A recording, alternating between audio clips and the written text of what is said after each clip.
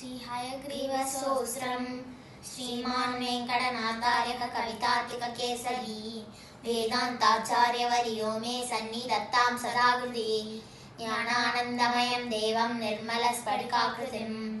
आधारं सर्वविद्यानां हयग्रीवमुपास्महे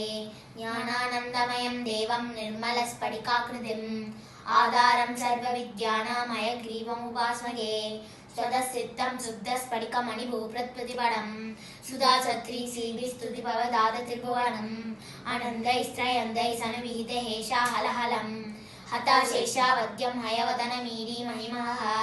समाहारः साम्नां प्रतिपदमृजां तामयजुषां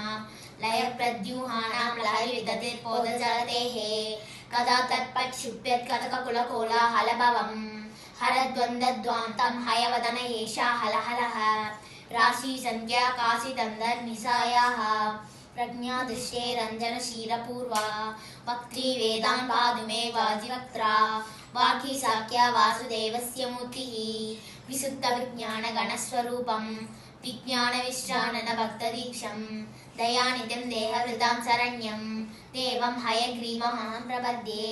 अपौरुषेयैरभिवाक्प्रपञ्चैः अत्याभिधे भूतिमदृष्टवारां स्वन्नहं मुक्त इति द्वयैव कारुण्यतो नादकटाक्षणीयः दाक्षिण्यरम्या गिरिशस्य मूर्तिः देवी सरोजासनधर्मपत्नी व्यासादयोभिर्व्यवदेश्य वासः स्फुरन्ति सर्वे दवशक्तिलेशैः मन्दो भविष्यन्यदं विरिञ्जो वासां निधे वञ्चितपाकधेयः दैत्यापनीयां दयैव भूयोऽपि अत्यापयिष्यो निगमानचेत्त्वं विदर्कटोलां व्यवधूय सत्त्वे बृहस्पतिं वर्तयसे यदस्वं तेनैव देवत्रयसेश्वराणाम् अस्पृष्टडोला इदमादिराज्यम् अग्नौ सविता शिशिसप्तगन्धोः आदस्तिवान् मन्द्रमयं शरीरम्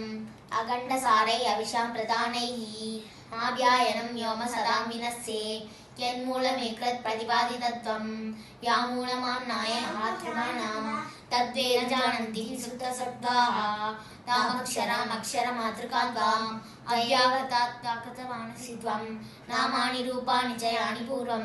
संसन्ति तेषां सर्वां प्रतिष्ठां वाकीश्वरत्वां तदपञ्चवासः मुक्तेन्दुनिष्यन्त्यविलोभनीयां मूर्तिं तवानन्दसुधा प्रसूदिं विभर्चितसेदसि भावयन्ते वेलामुतारामिव दुग्धसिन्धोः मनोगतं पश्यति सदा त्वां मणिक्षिणां मानसराजहंसं स्वयं प्रो भावविपादपाचः किं कुर्वते तस्य गिरो यदार्हम् अभीक्षणार्थं हरयन्ति ये त्वाम् आप्लावयन्तं विशदैर्मयूगैः वासां प्रवाहैरनिवारितैस्ते मन्दाकिनीं मन्दयुधुं शमन्ते स्वामिन् भवज्ञानसुधाभिषेकात् भवन्ति धन्या पुलकानुबन्धम् अलक्षिते क्वापि निरूढमूलम् अङ्गे श्रीकान्नदतुम् अङ्कुरन्तं स्वामिन् प्रतीसा हृदयेन धन्याः त्वद्ध्यानसन्द्रोदय वर्तमानम् अमान्तमानन्दवयोधिमन्दः पयोधिरक्षणां परिवाहयन्ति स्वैरानुभावास्तदीनभावाः संवृत्तवीर्यास्तदनुग्रहेण विवचितो नाद तरन्ति मायां वैहारिकीं मोहनपिञ्चिकां ते प्राङ्निर्मितानां तवसामि भावाः प्रत्यस्त्रनिःशेष सम्पतो मे समेधि क्षीरं तव पादपद्मे सङ्कल्पचिन्तामणय प्रणामाः विलुप्तमूर्तन्यलिविक्रमाणां सुरेन्द्रसूडावदलालिदानां तदङ्घ्रिराजीवरजगणानां भूयां प्रसादो मयिनाद भूयात् परिस्फुरन्नूपुरचित्रभानु प्रकाशनित्रूदतमोनुशङ्कात् पदद्वयीन्ते परिचिन्मकेतः प्रबोधराजीव विपादसन्त्यां दत्किङ्करालङ्करणोचितानां दयैव कल्पान्तरपालितानां मञ्जुप्रणादं मणिनूपुरन्ते मञ्जूषिकां वेदगिरां प्रतीमः